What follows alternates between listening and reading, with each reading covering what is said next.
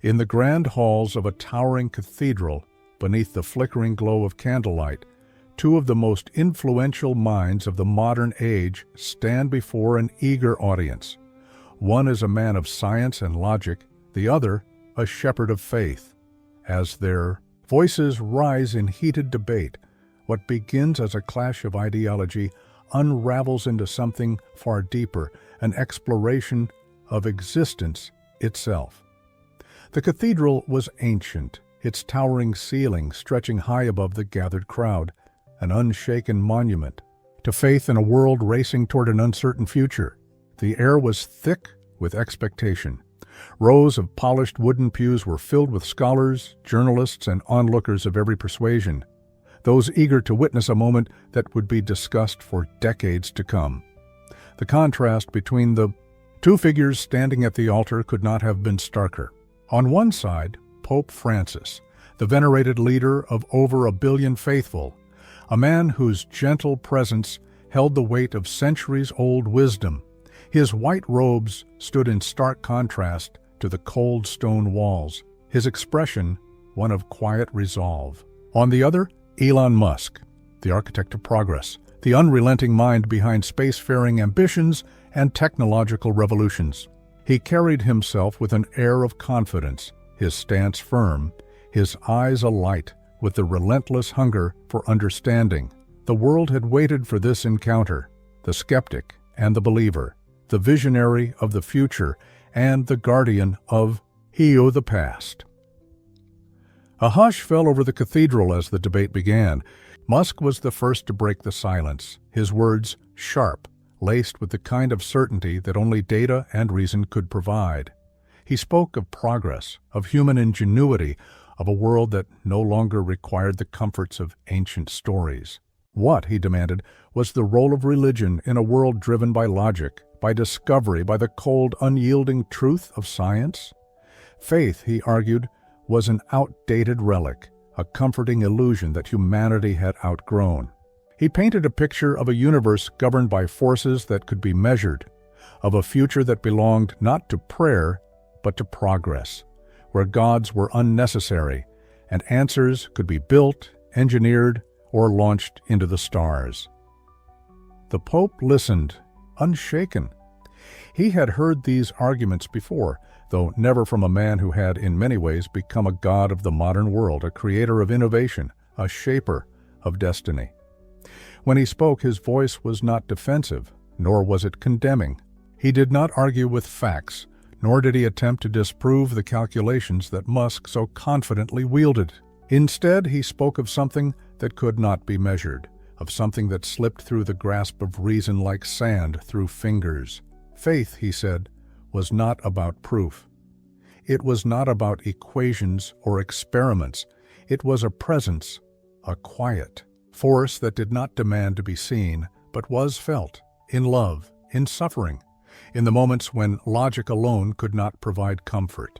He spoke of the human soul, of the yearning that no invention could satisfy, of the undeniable pull toward something greater than oneself. The words lingered in the air, challenging the certainty of Musk's conviction. But he was not so easily swayed. He countered with the stark realities of the world, the suffering of the innocent, the cruelty of fate.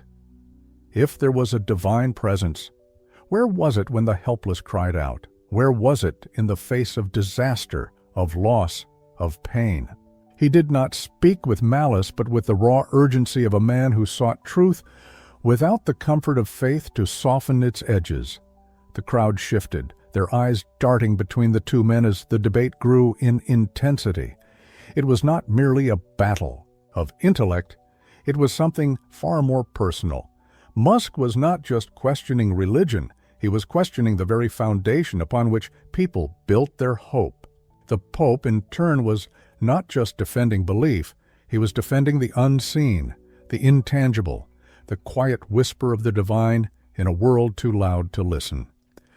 The discussion swelled, each statement pressing deeper, each challenge forcing the other to reveal more of themselves. The tension in the cathedral was palpable, the weight of their words pressing upon the audience like the towering walls around them. And then, in a moment of unexpected stillness, Musk hesitated. There was a crack in the armor of certainty he wore so well, a flicker of something beyond logic. A question he had never allowed himself to truly ask. The conversation was no longer just about religion. It was about something far greater, something neither man was entirely prepared to face.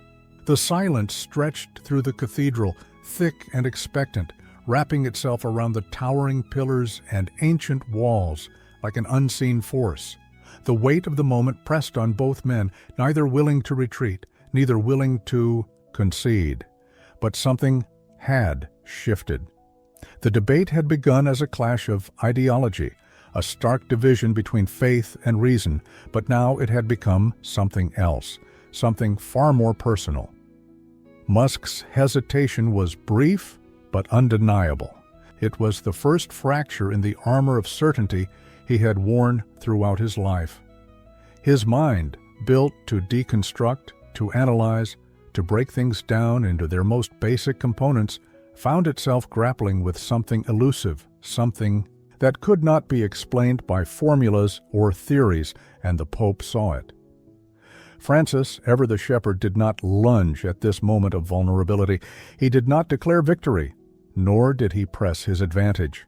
Instead, he leaned into the stillness, allowing the weight of the conversation to settle upon them both. He understood that faith was not something to be forced. It was a presence, waiting to be acknowledged, waiting to be felt. And so he simply watched, allowing Musk the space to confront the storm that had begun to stir within him. But Musk was not a man who let uncertainty linger for long. He straightened his posture, rolling his shoulders back as if physically casting off the momentary weakness. His mind snapped back into motion, pulling him from the precipice of doubt. He would not be led into the shadows of uncertainty. If faith could not be proven, then it could not be relied upon. His voice, when it came, was sharp, cutting through the air like a blade. He spoke of humanity's relentless pursuit of knowledge, of the countless illusions once held as truth that had crumbled beneath the weight of discovery. The gods of old had once been explanations for the unexplained: thunder, disease, the movement of the stars. But science had stripped away those mysteries, replacing fear with understanding. Why then should this final mystery, this idea of a divine presence, be any different? The Pope listened, nodding slowly, as if absorbing the challenge. And then his reply came, not as a counterattack, but as a quiet revelation. He did not deny the power of human knowledge. He did not reject the pursuit of truth. In fact, he embraced it, acknowledging that science was a gift, a means through which humanity could understand the vast, intricate universe they had been placed within. But there was something beyond knowledge, something beyond reason. He spoke of the moments that defined human existence, not the ones measured in data, but the ones felt in the deepest parts of the soul: the birth of a child, the touch of a dying hand, the ache of loss, the unexplainable, inescapable presence of love. Musk's expression darkened. Love, he argued, was nothing more than chemistry, an evolutionary function designed for survival. Neurotransmitters firing in the brain, patterns of behavior. There was no mystery to it. But the Pope pressed forward, undeterred. If love was merely a function, a mechanism of biology, then why did it transcend reason? Why did people sacrifice themselves for strangers? Why did they cling to those they had lost, feeling their presence long after they were gone? Why did grief cut so deep? Why did hope rise so high? If the universe was nothing more than machinery, then why did humanity long for something beyond it? The words struck something deep within Musk, but he did not falter. Instead, he fired back, his tone sharp with frustration. He spoke of suffering, the brutal, unrelenting suffering that faith seemed unable to answer. He spoke of children born into pain, of wars fought in the name of gods, of prayers whispered into the void that went unanswered.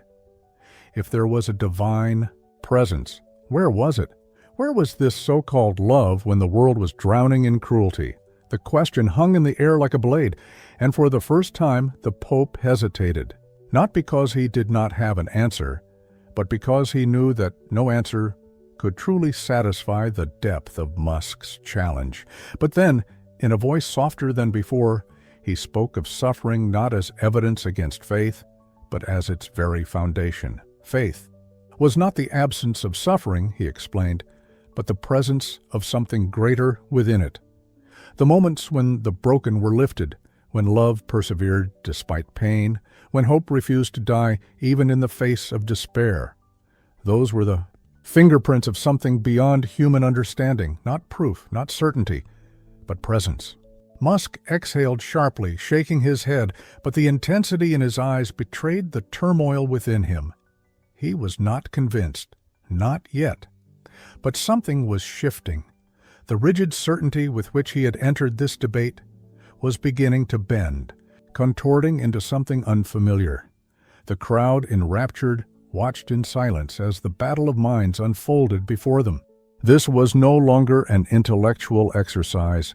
It was a collision of belief and doubt, of logic and longing, of a man who had built his world on reason and another who had given his life to the unseen, and the war between them was far from over. Musk's jaw tightened, his fingers curling against the edge of the podium as if steadying himself. The Pope's words had not shaken his conviction, at least not outwardly, but they had shifted something beneath the surface, something he wasn't ready to acknowledge. The air between them crackled with an unspoken challenge. The tension between faith and reason stretching taut like a bowstring, Musk refused to back down. He had spent his life dismantling illusions, stripping the world down to its most fundamental truths, exposing the mechanics beneath the mystery. He had no intention of stopping now. His voice rose, firm, unwavering, as he pressed forward with renewed intensity. He spoke of human achievement, of the triumph of progress over superstition.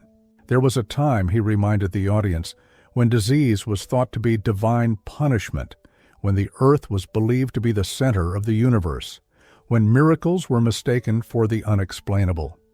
And yet, science had peeled back the layers of ignorance, revealing the universe in all its intricate complexity. If there had been a time when faith was necessary, it was not now. His words echoed through the cathedral, challenging its very foundations. What did faith offer that science could not? Could it cure disease? Could it solve famine? Could it launch humanity beyond the stars? Faith, he argued, was nothing more than a placeholder for the things yet to be discovered, and as long as humanity kept searching, there would come a time when faith was no longer needed at all. The Pope did not flinch. He had spent his life standing in the eye of the storm, holding his ground against doubt, against persecution, against the shifting tides of an ever-changing world. He had heard these arguments before, though never from a man like Musk, a man whose hands had shaped the very future of human civilization. And so he answered, not with counterpoints, not with statistics, but with something deeper. He spoke of the void, the unfillable, undeniable void that existed within even the greatest of minds, the most powerful of individuals. He spoke of those who had everything, wealth, knowledge, success, and yet still found themselves staring into the abyss of meaninglessness. He had seen it in the eyes of kings and in the eyes of the poor alike. The question that haunted every soul, no matter how advanced, no matter how logical, why? Why were they here? What was it all for? Science, he conceded, could answer many things. It could explain the how, the when, the what. But it could not answer the why. It could not give purpose. It could not give meaning. Musk scoffed. Meaning, he said, was not something to be handed down from an unseen force. It was something created, defined. Humans gave their own lives meaning, through their actions, their choices, their pursuits. There was no grand design, no cosmic plan, just the fleeting brilliance of consciousness in an indifferent universe. The Pope shook his head. That, he said, was the great illusion. For if meaning was simply constructed, if purpose was merely a self-imposed fantasy, then what happened when it crumbled? What happened when the carefully built structures of human significance collapsed? Under the weight of suffering? What happened when the mind, in its endless search for knowledge, encountered questions it could not bear to ask? He had seen it before. He had stood beside those who had reached the peak of success, only to find themselves more lost than ever. He had held the hands of men and women who had everything, and yet, in their final moments, clung not to their achievements, but to the hope that something awaited beyond the veil of death. Musk's lips pressed into a thin line. He wanted to dismiss it, to cast it aside as sentimentality, but deep inside, something twisted, something uncomfortable, because he knew Hicham had felt the void himself. It was there in the quiet hours of the night, when the weight of responsibility bore down on him like a collapsing star. It was there in the questions that haunted him, the doubts he refused to entertain. It was there, in the loneliness, the isolation that came with being at the forefront of human advancement, and yet he fought against it. His voice grew sharp again, pushing back against the Pope's quiet certainty. If faith was the answer, then why was the world still drowning in chaos? Why did the faithful suffer just as much as the non-believers? Why did God, in all his supposed wisdom, remain silent in the face of so much pain? The Pope's expression darkened, the weight of the question pressing against him. He did not dismiss it. He did not evade it. Instead, he stepped forward. Faith, he said, was not a shield against suffering. It was not a guarantee of an easy life, nor was it a means to escape pain. If anything, faith demanded suffering. It required one to face it, to walk through it, to find purpose within it. It was not about avoiding hardship, but about enduring it with the belief that something greater lay beyond it. He spoke of Christ, of sacrifice, of love that transcended suffering itself. He spoke of the martyrs who had chosen death over denial, the persecuted who had clung to faith even as the world tore them apart. He spoke of love, the kind of love that was not just emotion, not just chemistry, but a force powerful enough to defy logic itself. Musk's breath hitched, barely perceptible.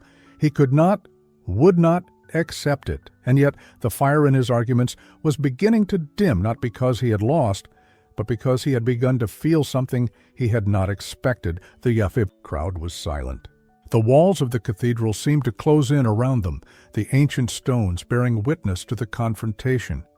And then, in a voice lower than before, Musk asked the question that had lingered at the edge of his thoughts for longer than he dared admit. What if you're wrong? The Pope held his gaze. What if I'm right? For the first time that evening, Musk had no answer. The question hung in the air like a heavy fog, seeping into every corner of the cathedral. The grand space, once filled with confident assertions and ideological clashes, now felt like a void, one neither of them could escape. Musk had spent his life wielding answers like weapons, cutting through doubt with the sharp edges of logic and reason. But now, faced with the Pope's unwavering gaze, he found himself staring into the unknown. It was not a place he liked to be. He inhaled sharply, shaking his head as if trying to dispel the creeping discomfort curling around his thoughts. Doubt was dangerous. Doubt was weakness. He could not allow himself to waver, not now, not in front of the world. His voice, when he finally spoke, was quieter than before, but still laced with defiance. What if faith was just another construct, just another method humans had created to cope with fear, the fear of death, the fear of the unknown, the fear of a meaningless existence? He leaned forward, his words regaining strength, his confidence rebuilding itself brick by brick. If the Pope was right, if God existed, if faith was truly the foundation of life, then why did belief so often breed division? Wars had been fought in the name of God, atrocities committed under the banner of faith. Empires had risen and fallen, all claiming divine favor, all proclaiming that they alone held the truth. Was that the work of something divine? The Pope sighed, the lines on his face deepening. He had heard this argument before. He had wrestled with it himself. Faith was a double-edged sword. It had the power to unite, but also to divide, to build, and to destroy. But that, he explained, was not the fault of faith itself. It was the fault of man. People, in their imperfection, in their desperation for a power, had twisted faith into something it was never meant to be. They had used God's name as a weapon, as justification for greed, for hatred, for war. But the corruption of something good did not make that thing false. The existence of poisoned wells did not mean water itself was unnecessary. Musk's jaw clenched. He wanted to argue. He wanted to push back. But something about the Pope's words gnawed at him. He had seen it in other fields: technology, science, even business. Every great advancement was at risk of being corrupted by those who sought control. Yet that did not mean the advancement itself was without value. The thought unsettled him, but he wasn't ready to surrender. He pressed his hands against the podium, his knuckles whitening as he leaned in. Then, where was God now? Not in ancient wars, not in Scripture, but here, in the world they lived in today. Where was God when families were torn apart by violence? Where was God when disease swept through villages? When children suffered? His voice rose with emotion now, the cracks beginning to show. Where was God when the world was burning? The Pope's eyes softened. He did not respond with doctrine. He did not try to justify suffering with Scripture or parables. Instead, he simply said, "God is where we choose to find Him." Musk frowned. It was an answer that felt deliberately evasive, almost like a riddle. The Pope continued, his voice steady, his words deliberate. God did not prevent suffering, He endured it. He was in the hands that held the dying, in the arms that lifted the broken. He was in the quiet strength of those who refused to let the world's cruelty harden their hearts. Musk shook his head, anger flaring again. So God was nothing more than human kindness? That was convenient. That was nothing but a poetic way of saying that faith was just people doing the best they could. The Pope's expression did not change, or perhaps human kindness is proof that faith is real. Musk exhaled sharply, frustrated. He could not argue with something so intangible, so unprovable. He wanted facts. He wanted something solid, something definitive. But faith, by its very nature, refused to be measured. The Pope saw his frustration, and for the first time he pressed forward, his own voice rising, not in anger, but in urgency. He spoke of the limits of reason. For all of Musk's brilliance, for all his success, he still had not conquered death. He had not stopped time. He had not unraveled the fundamental question of what consciousness truly was. The greatest minds in history had tried and failed to solve the mystery of existence. They had mapped the stars, split the atom, walked on the moon, but they had never, not once, come close to explaining why anything existed at all. Musk's breath hitched, because he knew. He had spent nights staring into the vastness of space, feeling the weight of that question settle over him like an unbearable force. He had tried to ignore it, tried to bury it beneath projects, beneath ambition. But it was always there, the why. And now, standing in the towering halls of a building that had withstood centuries of war, of change, of human folly, he could not escape it. For all his intellect, for all his certainty, he did not have the answer. Neither did the Pope. But the difference between them was this.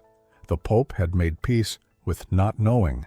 The Pope had accepted that some truths could not be measured, could not be proven, could not be dissected like an equation, and yet he still believed. And for the first time, Musk found himself wondering if that kind of belief, irrational, unfounded, impossible, was not weakness, but strength. The cathedral was silent. The audience, holding its breath, waiting for what would come next. Musk looked away for a brief second, exhaling, his fingers tightening against the podium. He wanted to move on, to pivot, to throw the conversation in another direction. But he couldn't because he knew he had been changed, and that terrified him. For years, Musk had built his mind into an unshakable fortress, reinforced with data, logic, and empirical truths. He had no patience for ambiguity, no tolerance for sentimentality, masquerading as wisdom. But here, in the heart of a cathedral that had endured centuries of history, standing before a man who wielded belief as his only weapon, he felt something foreign clawing at the walls of his certainty. He needed to push forward, to regain control of the narrative before it slipped further from his grasp. He could not allow himself to waver. Not now, not in front of a world that had come to see him as the embodiment of progress, of the future itself. And yet, when he opened his mouth, his voice carried something uncharacteristic, hesitation. "If faith is what gives people purpose," he said, slower than before, "then why does it feel like an escape, like a way to surrender to the unknown instead of conquering it?" There it was, the real question, the one that had always lingered beneath his contempt for religion. To Musk, faith had always seemed like an excuse to stop asking questions, to stop pushing forward. It was a way to let go, to resign to the mysteries of the universe rather than unravel them, and that was something he could never do. The Pope studied him, understanding the weight of what had just been asked. The room was silent, waiting for his response. Faith, he explained, was not the absence of curiosity. It was not the rejection of progress or discovery. Faith was the courage to step forward even when there were no answers. It was not surrender. It was defiance, Musk frowned. That was not what he expected. The Pope pressed on, his voice steady but urgent. He spoke of the great thinkers, the visionaries, the ones who had changed the course of human history. Many of them had been men of science, yes, but many had also been men of faith. Newton, Galileo, Pascal, Lemaitre, the very architect of the Big Bang Theory, was a priest. Faith and discovery were not enemies. They were partners, two forces seeking the same truth in different ways. Musk's fingers drummed against the podium, his mind racing. He had spent his life searching, building, expanding the boundaries of what humanity could achieve. But had he ever truly considered why he did it? Was it the thirst for knowledge alone, the desire to prove what was possible? Or was it something deeper, something closer to faith than he had ever been willing to admit? But he could not let that thought take root. Not yet. His voice sharpened. Again, a final attempt to reclaim control. "Then tell me this," he said, eyes locked onto the Pope's. "If God is real and faith is so powerful, then why does belief fade? Why are churches emptying? Why do fewer and fewer people believe?" It was a killing blow, a statistic, an observable truth that no faith could deny. Religion was not growing, it was shrinking.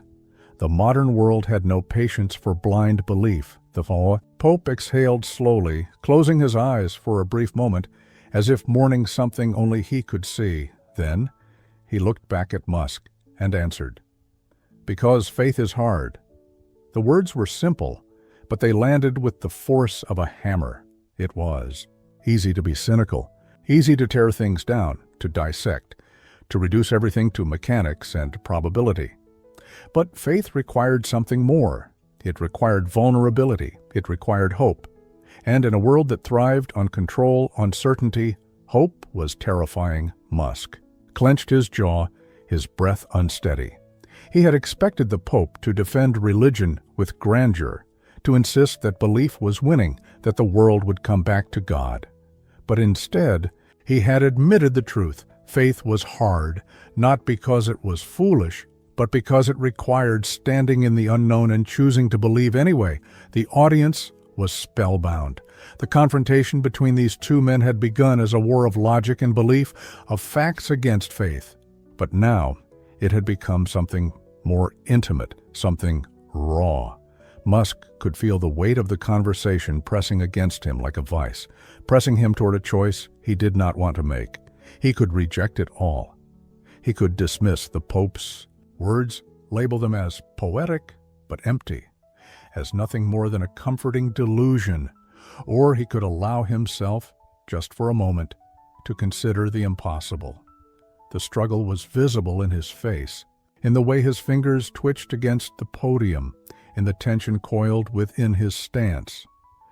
The Pope said nothing more. He did not need to, because for the first time in his life, Elon Musk was not arguing. He was listening. The cathedral had never been so silent. Even the flickering of candles seemed subdued, as if the very air held its breath, caught between two men standing on the precipice of something far greater than a debate. Musk, a man who had spent his life dismantling myths and tearing down walls of uncertainty, found himself standing at the edge of one he could not cross, not yet. The Pope had forced him into unfamiliar territory. He was no longer attacking, no longer dissecting. He was listening, and listening was dangerous, because listening meant allowing the possibility that something outside of himself, something beyond reason, could be real. But he could not surrender so easily. A slow inhale, his mind racing, recalibrating. Musk had spent his life staring into the void of space, of the unknown, of human limitations. He had always believed the void to be conquerable, that with enough intelligence, enough persistence, it could be filled with knowledge, mapped, understood. Faith, he argued in his mind, was what people turned to when they could not bear the weight of the void. It was the bridge they built to span the abyss, because they feared what lay beyond. But fear was not something he allowed himself to entertain. His voice, when he finally spoke, was measured, careful. You say faith is difficult, but I'd argue it's the opposite. Faith is easy. Faith is letting go. Faith is refusing to face reality and hoping for something better instead. The Pope's expression did not waver, though something in his eyes flickered with quiet understanding. Musk pressed on, sensing his own footing again. I don't rely on faith to build rockets. I don't rely on faith to engineer the future. I rely on physics, mathematics, innovation. If I had faith instead of knowledge, I'd never get off the ground. There. He was back in control, steering the conversation toward familiar ground, reinforcing the divide between them. But the Pope did not seem perturbed. Instead, he stepped forward, closing the space between them, his voice gentle but firm. Then why do you still search for more? Musk frowned. Why do you push humanity forward? Why do you look to the stars, build cities on Mars, stretch toward the infinite? The Pope's voice carried the weight of someone who already knew the answer but wanted Musk to say it himself. If knowledge was enough, if logic was the only truth, why does your mind crave something beyond what it can reach? Musk's breath hitched, because he did. He had everything, wealth beyond measure, the power to shape industries, to redefine civilization itself. He had made the impossible possible, and yet he still felt the void. Still, he reached for more. He had never admitted it, not to himself, not to anyone. But the further he pushed, the deeper he traveled into the unknown, the more he sensed something pressing against him. A question that refused to be answered. Why? Why was he never satisfied? He had spent his life believing that meaning was something he created, something engineered like any other system.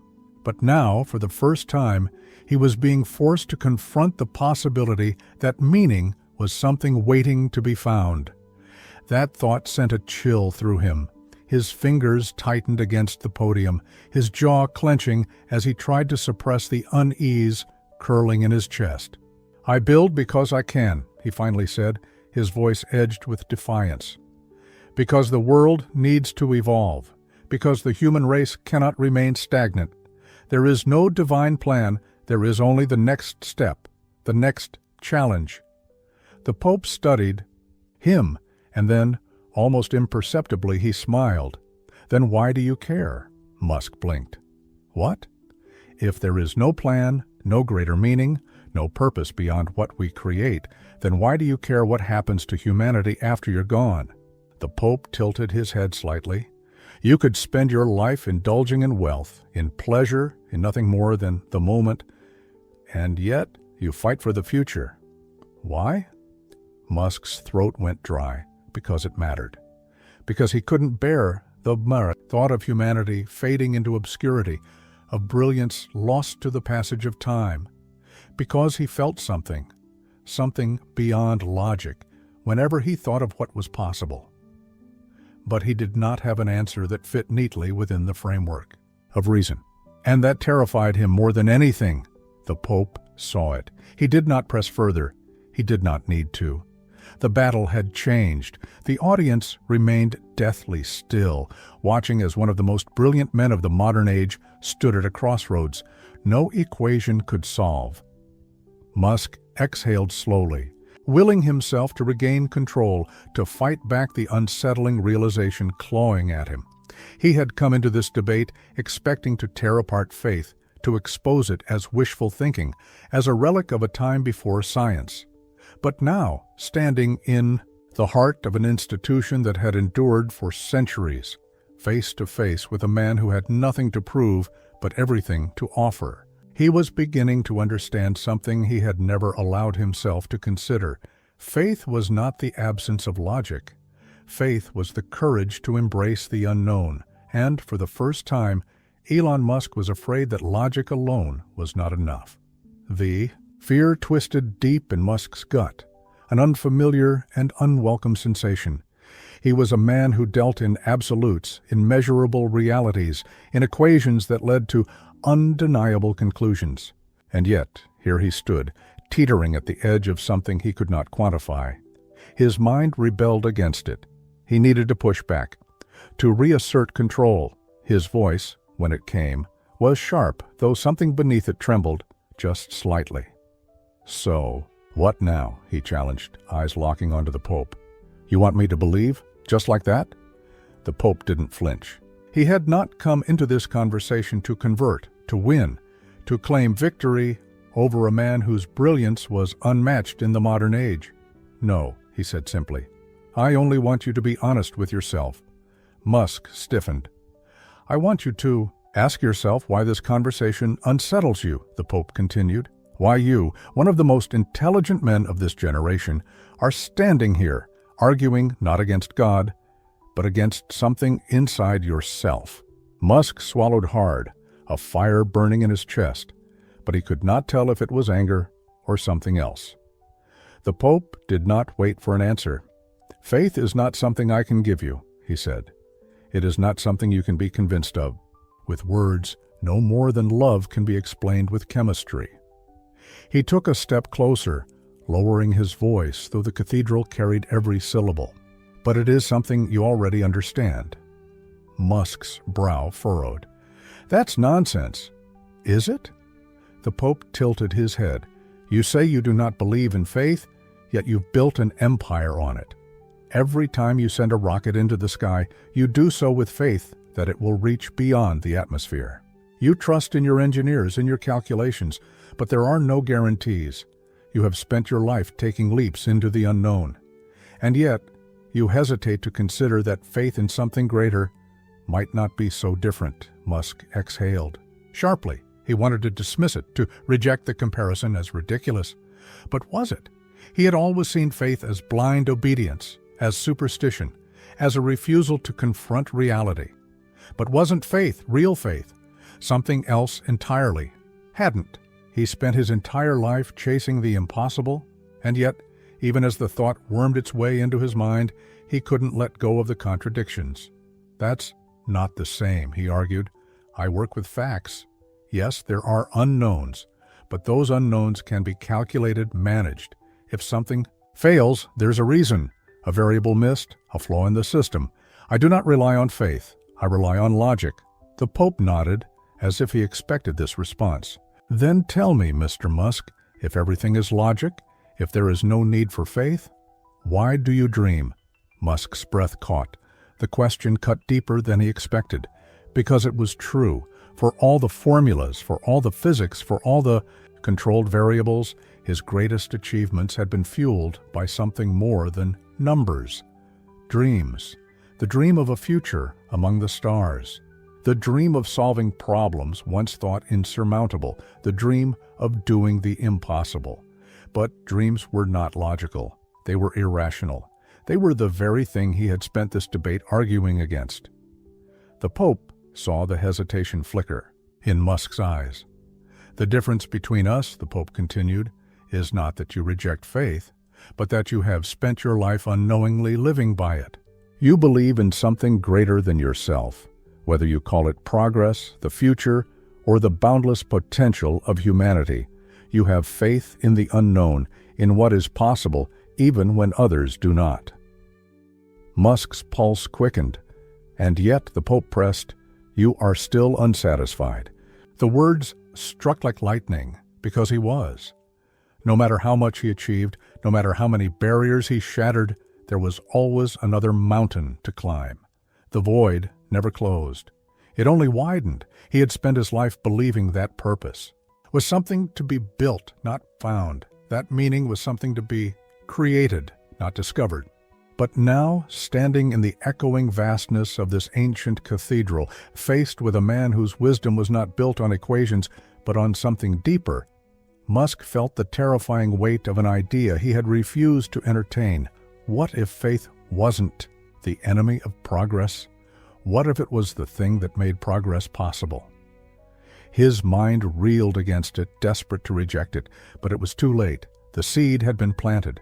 The battle waged in his thoughts, clashing between the certainty he had. All was known and the uncertainty that now gnawed at the edges of his understanding. The audience watched, enraptured, sensing the shift. This was no longer just an intellectual debate. This was a moment of reckoning. Musk exhaled, slow and deliberate. He could feel the weight of the Pope's words pressing on him, urging him toward a conclusion he wasn't sure he was ready to reach. And yet, for the first time in his life, he wasn't dismissing it outright. The void had always been there. For the first time, he wondered if it was meant to be filled. Musk's pulse thundered in his ears. He could feel the weight of the moment pressing against him, the tension thick enough to cut. The cathedral, the towering walls of history and belief surrounding him, seemed to shrink, as if drawing him into something he could no longer ignore. It wasn't just the Pope's words that gnawed at him. It was the truth they carried. He had spent years outrunning this question, burying it beneath ambition, disguising it as progress. But now, confronted by a man who had given his life to faith, Musk could no longer deny that something in him had always been searching for more, and yet he refused to surrender. The hesitation, the doubt, he pushed it down, locking it away behind. The cold steel of logic. His voice steadied, sharp again. I don't need faith to find purpose. The Pope watched him carefully, but said nothing. Musk pressed forward. Purpose is something we create. It's not given. It's not waiting in some divine plan neatly laid out for us. That's the flaw in your belief. You think meaning is something external, something placed upon us. But the truth is, it's in our hands. We make our own purpose. His words echoed through the cathedral, firm, absolute. The Pope let them settle. For a moment.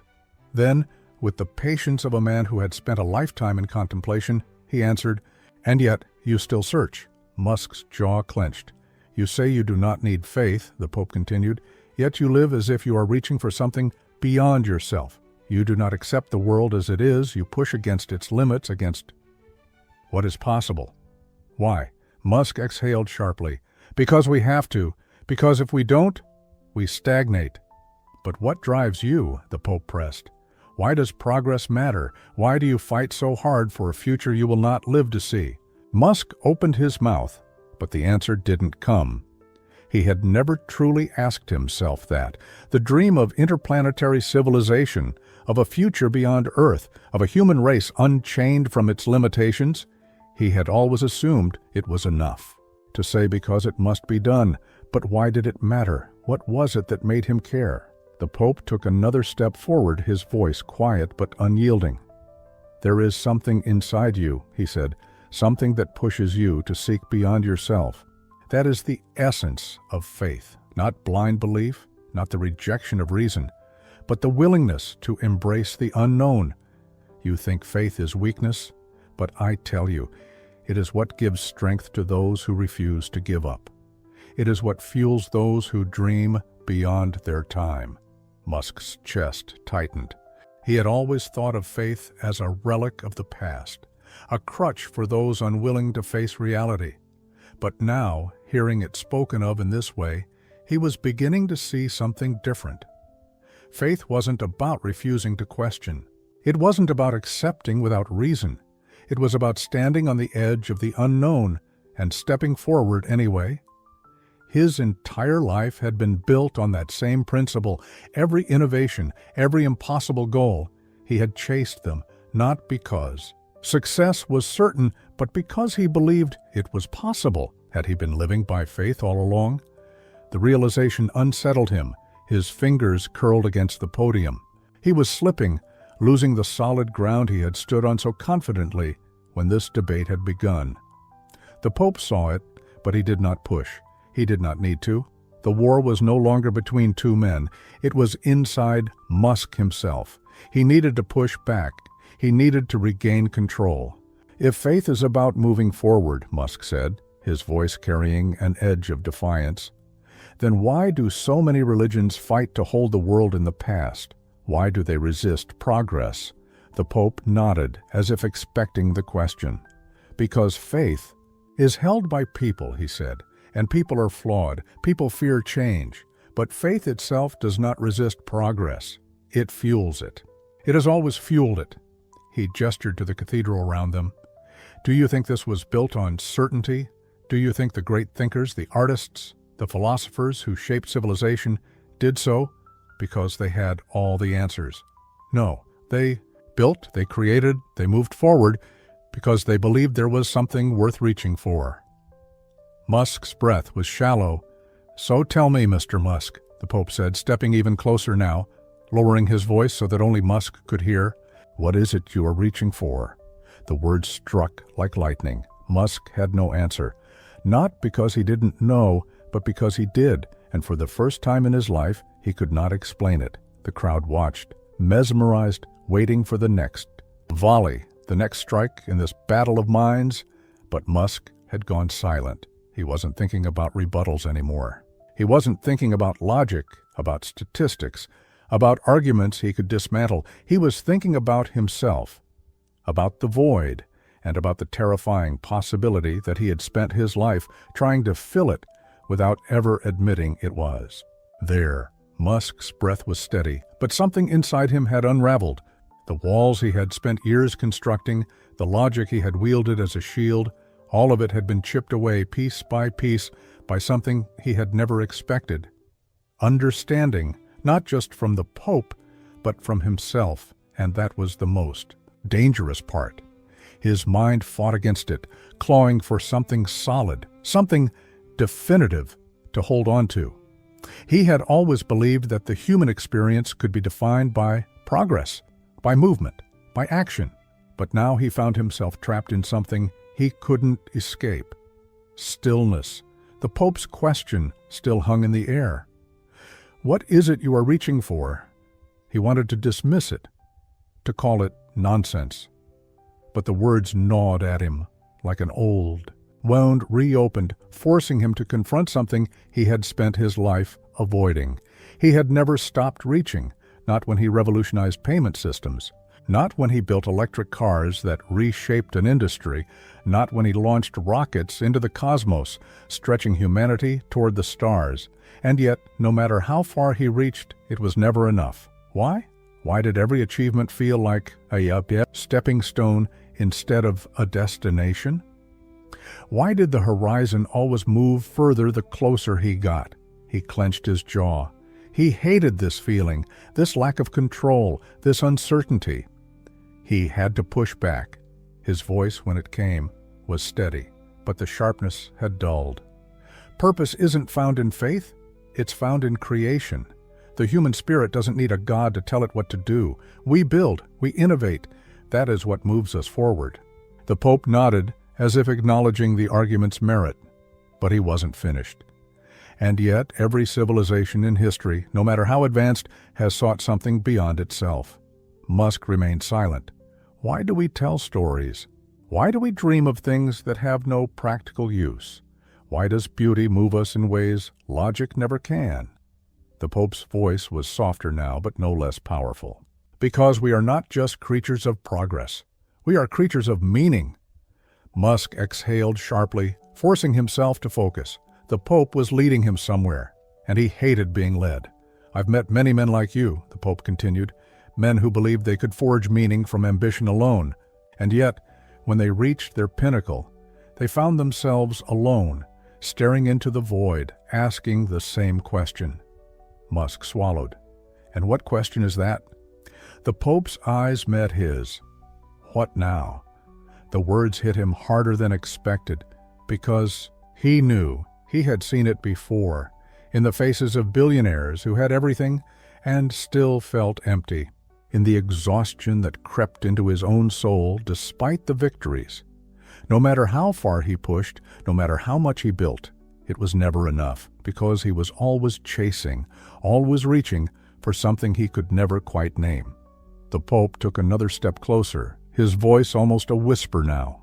You have given the world so much, Mr. Musk. You have shaped the future.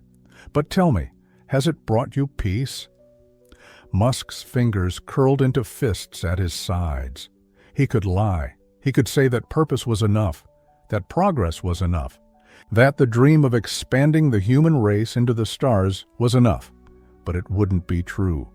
The silence stretched between them, filled only by the soft flicker of candlelight and the distant echoes of history pressing in on him. He wanted to fight it, to push back, to dismantle it with reason and wit. But he couldn't, because for the first time in his life, he wasn't sure he was right. The crowd was watching, waiting. And yet, for the first time, the debate was no longer about them. It was about him. The Pope did not press further. He did not demand surrender. He had done what he came to do. Now, the choice was Musk's. The choice had always been his. A slow breath escaped Musk's lips. His mind raced, his thoughts colliding in ways they never had before. Everything he had ever believed was being tested, and the terrifying truth, he wasn't sure he wanted to fight it anymore. For the first time, the war was not between logic and faith, not between belief and skepticism, but within himself. Musk had spent his life fighting against the intangible, dismissing what could not be measured. And yet now he found himself standing in a place that had endured, not because of proof, but because of something deeper, conviction. The Pope's gaze remained steady, but he did not push. He did not demand surrender. He had no need to.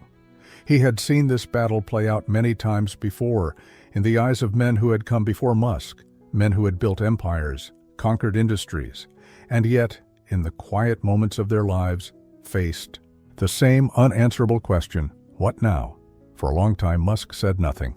He could feel the weight of the silence pressing in, the crowd waiting, the world watching, but none of it mattered anymore. This was no longer about the debate, no longer about who would be declared the intellectual victor. This was about truth. And truth, he realized, did not always come in the form of equations or discoveries. Sometimes truth was a presence, a whisper in the void, a flicker of something unseen but deeply felt. The Pope had framed faith not as an enemy to progress, but as something intertwined with it. A force that did not resist the unknown but embraced it, a force that did not halt discovery but propelled it forward. Was it possible? Had he spent his entire life chasing something he could not name, only to find it standing before him in a place he never thought to look? He exhaled sharply, the tension in his shoulders loosening ever so slightly. He looked up at the high-domed ceiling of the cathedral, at the beams of light breaking through the stained glass, and for the first time, he allowed himself to wonder, not to solve, not to dismantle, not to disprove, but to wonder, a slow, almost imperceptible nod. He did not speak, did not declare any newfound faith or belief.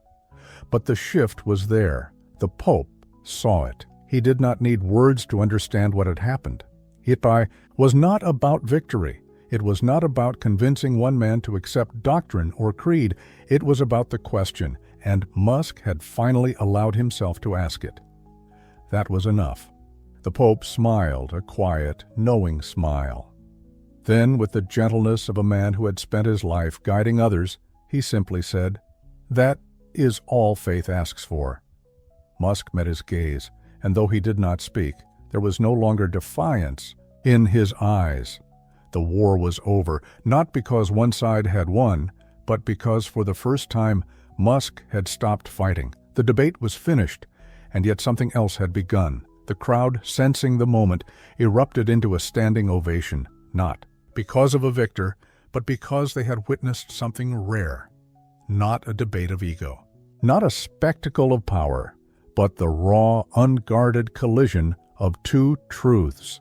Two men standing on opposite ends of a question that had haunted humanity since the beginning of time. Musk turned, walking away from the podium, his mind still racing, but his heart carrying something unfamiliar, not certainty, not surrender, but the quiet, undeniable presence of possibility.